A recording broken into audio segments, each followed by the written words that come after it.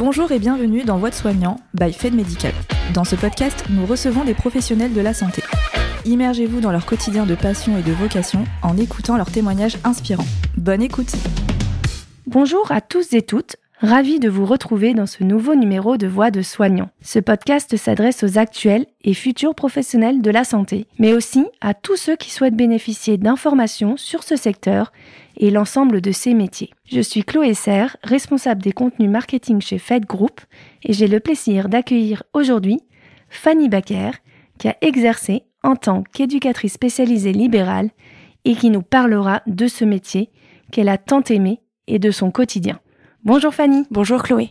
Ravie que tu sois là avec nous aujourd'hui. Donc on va commencer tout d'abord, avant de parler de vos missions au quotidien. Est-ce que vous pouvez finalement revenir rapidement sur votre parcours et ce qui vous a motivé à exercer ce métier? Oui, donc avant mes années de lycée, j'ai fait un BEP carrière sanitaire et sociale.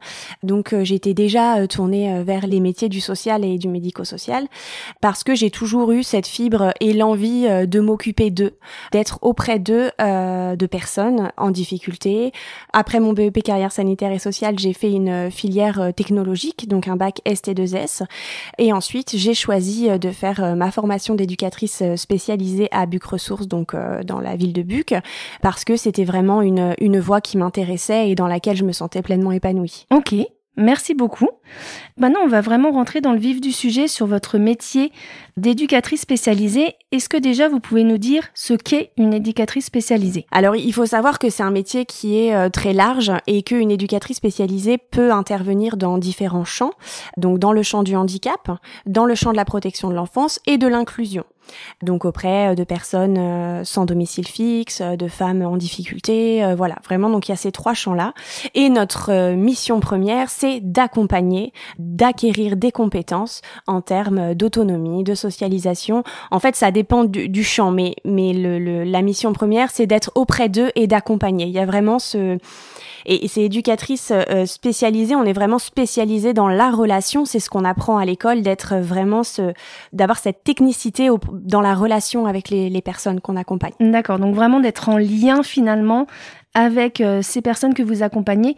Mais je suppose, on va l'aborder un petit peu plus concrètement à travers d'autres questions, mais aussi avec des familles, les familles que vous accompagnez au quotidien. Bien sûr. Donc du coup, plus concrètement, qui peut faire appel finalement à une éducatrice spécialisée et pourquoi? Alors à une éducatrice spécialisée en libéral, je reprécise juste votre question parce que sinon les éducateurs spécialisés travaillent en institution, dans des associations, voilà. Et donc moi j'ai travaillé en libéral. Et qui peut faire appel à une éducatrice spécialisée en libéral? Ce sont les familles directement. Des services qui ont besoin d'interventions ponctuelles ou sur du long cours, comme des pôles de compétences et de prestations externalisées qui emploient des éducateurs en libéral pour leur donner des missions et travailler auprès de jeunes qui en ont besoin. En fait, il y a beaucoup de personnes qui peuvent faire appel à une éducatrice spécialisée en libéral, mais je dirais qu'en tout premier lieu, ce sont les familles. Ok, très bien, c'est très clair. Vous disiez effectivement que vous aviez donc exercé en libéral, vous l'avez fait pendant 3 ans, notamment auprès d'enfants autistes. En quoi consistait votre quotidien déjà? Alors, quand j'ai choisi de me mettre en libéral, mon quotidien ressemblait à soit aller au domicile des familles et des jeunes, ou soit aller dans les écoles. C'est-à-dire que je pouvais commencer ma journée, aller voir une personne ou un jeune dans une école, auprès de son AESH, auprès de son enseignante, et accompagner, guider les professionnels qui s'occupent de cet enfant ou de ce jeune, mais aussi aller à domicile, travailler avec les familles, faire de la guidance parentale, et aussi avec les jeunes, faire du travail cognitif à la table. Mais je pouvais aussi être amenée à aller à l'extérieur, à la piscine, faire une balade en forêt. En fait, tout dépend des objectifs. Pourquoi la famille fait appel à moi? Et de là, je mets en place mon action éducative, mais elle est vraiment très vaste. En libéral, en fait, c'est très vaste et très. On a le choix, quoi, d'aller là où on veut, tant qu'on travaille la compétence voulue. D'accord. Est-ce que vous pouvez peut-être juste nous expliquer l'une de vos missions que vous avez eues avec l'une des personnes que vous avez accompagnées pour que nos auditeurs comprennent bien vos tâches lors de cette mission? Alors, je vais parler plus particulièrement de mon travail du coup à domicile. Donc, par exemple, avec un enfant atteint d'autisme qui avait beaucoup de difficultés à se repérer dans le temps. Et donc, chaque nouvel événement, chaque changement dans son emploi du temps avec sa famille pouvait amener à des comportements très problématiques. Et donc, la famille fait appel à moi pour mettre en place une éducation structurée pour résoudre ce comportement. Donc, moi, dans mon travail, je mets en place, ça va être très long si je vous donne tous les détails, mais je mets en place un emploi du temps visuel avec des pictogrammes où l'enfant peut, sur sa semaine, voir ce qui l'attend en fait. Exemple, matin école, midi cantine et puis après-midi piscine avec papa. Et puis s'il y a un changement, la famille enlève le picto et puis met celui du changement. Ça permet aux jeunes en fait de pouvoir anticiper ce changement, de pouvoir visualiser. Voilà, c'est vraiment accompagner les familles dans toutes ces petites choses, concrètement la mise en place d'outils à domicile pour améliorer le quotidien. Et travailler sur cette flexibilité mentale de la part de l'enfant ou du jeune. D'accord, je comprends très bien, c'est très clair. Donc il y a un vrai lien, une vraie collaboration finalement entre vous, les familles et le jeune atteint d'autisme. Ah bah c'est mon partenaire principal. Oui. Sans la famille, selon moi, on ne fait rien. C'est vraiment ce sont les personnes qui connaissent le mieux leur enfant, qui sont au quotidien, et la difficulté c'est de s'adapter à chaque réalité du quotidien. On va pas avoir le même travail si la maman ou le papa est seul, s'il y a de la fratrie, le temps aussi si les parents travaillent. Vraiment on s'adapte à chaque famille, à chaque histoire, à chaque culture. Voilà, c'est vraiment un travail de précision très important par rapport à ça. D'accord. Et donc du coup, la question là que je vais vous poser finalement est vraiment en lien avec ce que vous dites maintenant. Pourquoi finalement avoir choisi d'exercer auprès d'enfants atteints d'autisme ? Je suppose que tout ce que vous venez de dire est palpable et c'est l'un des éléments peut-être qui... Alors de base, quand j'ai eu mon diplôme, je voulais plus travailler dans la protection de l'enfance et puis je me suis rendu compte que c'était très très personnel, mais d'un point de vue horaire, je voulais construire ma famille, etc. Et je sentais que ça allait pas matcher. Et j'ai postulé donc pour un poste dans le champ du handicap et dans l'autisme. Et donc j'ai travaillé dans un service d'éducation spéciale et de soins à domicile en salariat dans un premier temps pendant 6 ans.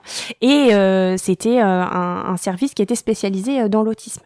Donc j'ai été formée, j'ai reçu des formations, de l'expertise, et donc sortant de cette institution, de ce service, j'ai choisi de me mettre en libéral. De fait, les familles qui, de par mes formations et mon CV, les familles qui me contactaient étaient principalement des familles, des parents d'enfants autistes, mais moi je n'étais pas du tout fermée à tout type de handicap, mais c'est vrai que j'accompagne quand même j'ai accompagné plus particulièrement des familles avec des enfants atteints d'autisme. D'accord. Donc ce que vous appréciez vraiment dans ce métier, c'est la relation que vous créez avec ces personnes et avec toute la sphère environnementale autour. Oui, effectivement. Le travail en partenariat avec les familles et les professionnels qui gravitent autour du projet de cet enfant, si toutefois il y en a, de cet enfant ou des adultes. Voilà, c'est ça qui est important. Ok. Parfait. Et du coup, qu'est-ce qui vous plaisait le plus dans votre quotidien ? Et ensuite, quelles ont été les difficultés que vous avez rencontrées ? Alors, en libéral, il y a beaucoup de choses qui me plaisaient. Déjà, la liberté de pouvoir gérer mon emploi du temps. Quand j'ai commencé en libéral, j'avais 2 enfants en bas âge. Et donc, de pouvoir gérer mon emploi du temps, mes horaires, mais aussi mes actions, parce que du coup... quand j'avais envie de mettre quelque chose en place, ça ne dépendait que de moi. Et donc, c'est assez fort comme pouvoir quand on travaille en libéral. Et donc, ce qui me plaisait le plus dans mon quotidien, c'était d'aller à domicile, d'être vraiment en lien de proximité avec les familles, mais aussi, comme on disait tout à l'heure, avec les professionnels. Mais j'ai beaucoup aimé aussi aller dans les écoles parce que je trouvais que mon rôle avait je trouvais que ma venue avait vraiment une mission bien particulière et que très très souvent les professionnels dans les écoles sont en difficulté avec les enfants en situation de handicap et je sentais que j'avais vraiment une mission qui me tenait à cœur et qui me servait tous les jours et qui servait aussi aux autres. C'est vraiment ce que j'ai préféré et aussi en libéral les familles qui me choisissaient pour venir à domicile, qui m'embauchaient, qui me rémunéraient pour venir à domicile, avaient vraiment un engagement très fort. Et c'est des choses qu'on retrouve pas toujours en institution. Et cet engagement, c'est-à-dire que quand on avait décidé de mettre quelque chose en place, très souvent elles le suivaient parce qu'elles avaient pas envie de gaspiller aussi leur temps et leur argent.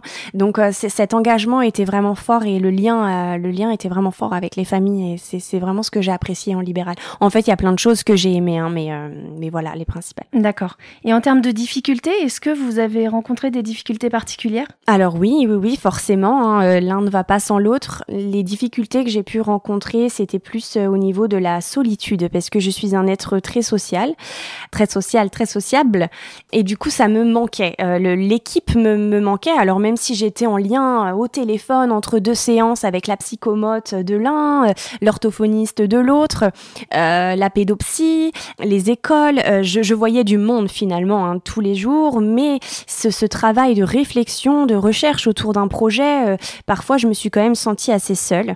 Donc ça a été quand même une difficulté.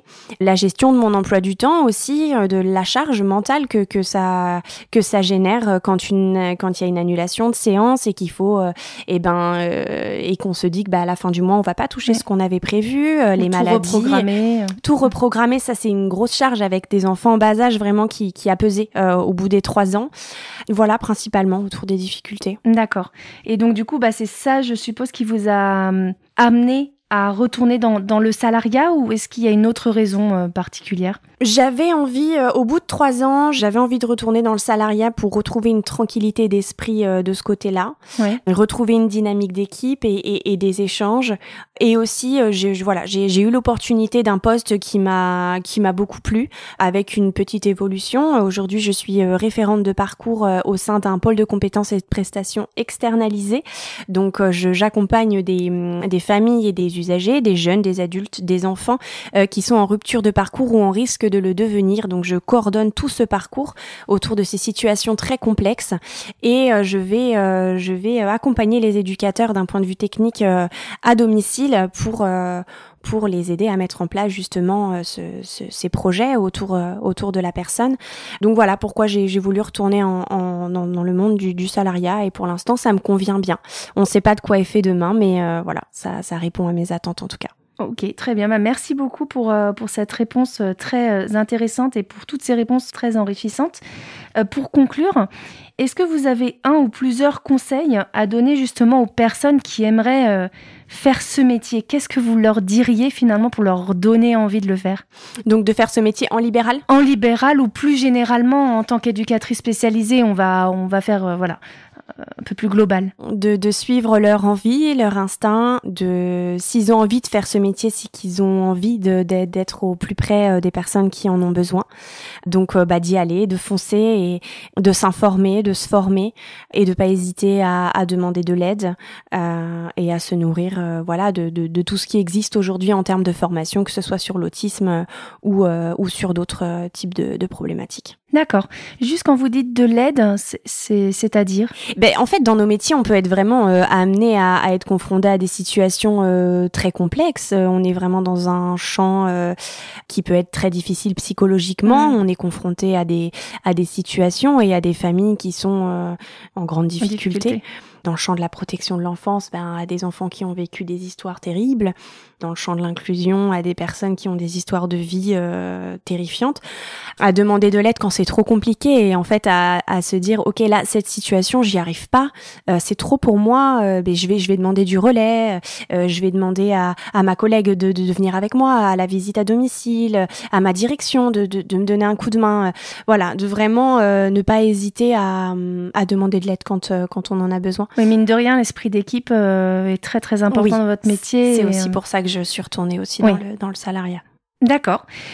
Écoutez Fanny, merci d'avoir accepté notre invitation pour notre podcast. De rien, c'était un plaisir. Ça a été un réel plaisir aussi de vous écouter. J'espère que nos auditeurs ont été inspirés autant que je l'ai été. Je vous donne donc rendez-vous très prochainement pour un nouvel épisode. Merci à vous pour votre intervention. Très bonne journée. Au revoir. Au revoir. Merci pour votre écoute. Nous espérons que ce temps de partage vous a plu. Abonnez-vous pour plus d'histoires professionnelles et de témoignages enrichissants. Suivez-nous sur LinkedIn et retrouvez nos offres d'emploi sur notre site carrière fed-group.fr.